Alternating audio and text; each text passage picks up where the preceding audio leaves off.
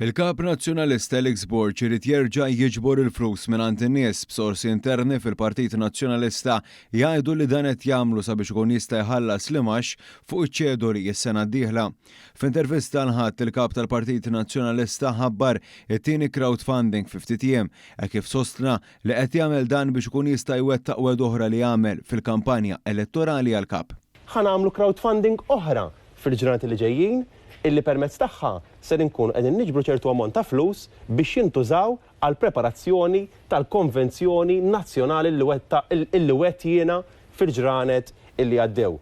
Iżda sorsi fil-Partit Nazzjonalista eżatt wara l-intervista tal-Kap spjegaw ma' One News li mhux minnu li Alex Borg se jkun qed juża dawn il-flus biex isir konvenzjoni nazzjonali iżda se jkun qed jużhom biex jitħallas l-imax fuq iċ-ċedoli li ġew rolled over għas-sena d-dieħla u li se jkun qed ilaħħaq l-20,000 euro fix-xahar.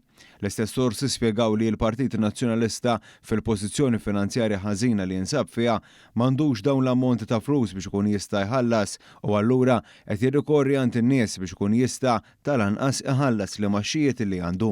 F'din l-intervista wkoll Borg kien mistoqsi fuq l-infrastruttura u trasport f'pajjiżna u wieġeb hekk. L-oppożizzjoni ċara fuq il-mass transport, aħna rridu jkun hemm studju u naraw li ma mass transportation system hija l-aħjar għal pajjiżna u nwettquha.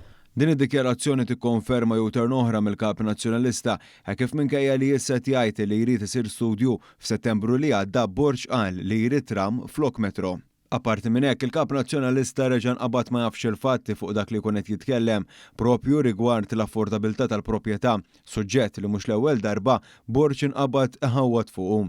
Din id-darba qal li jrid jinħoloq fond biex jgħin fil-ħlas tad-depożitu għal min jixtri l-ewwel proprjetà. Mela naraw il-Gvern jistax joħloq xi fond apposta biex jgħinhom fid-depożitu illi dawn id-depożitu il-Gvern ħallaslhom pereżempju nofsu u ma jkollhom għalfejn iħallsu nofsu imbagħad eventwalment iħallsu l-Gvern over a long period of time. Iżda fil-verità din l-iskema diġà teżisti kif tixed l-informazzjoni pubblika li wieħed jista' jsib fuq is-sit elettroniku tal-Awtorità tad-Djar.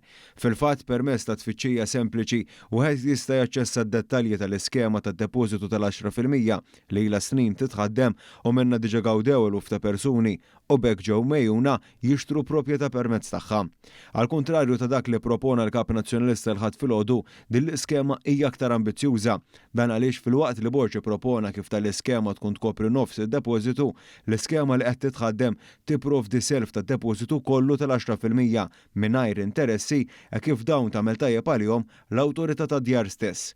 Ta' min jinnota wkoll kif il-budget imħabbar qed jolli l-massimu tal-valur tal-proprjetà li wieħed jista' jkun eliġibbli li jagħmel użu minn din l-iskema minn 225,000 euro għal 250,000 euro. Dan ifisser li permezz ta' garanzja mill-Awtorità tad-Djar wieħed ikun jista' jissellef sa 25,000 euro mingħajr interessi u li jitħallsu fuq perjodu ta' 25 sena.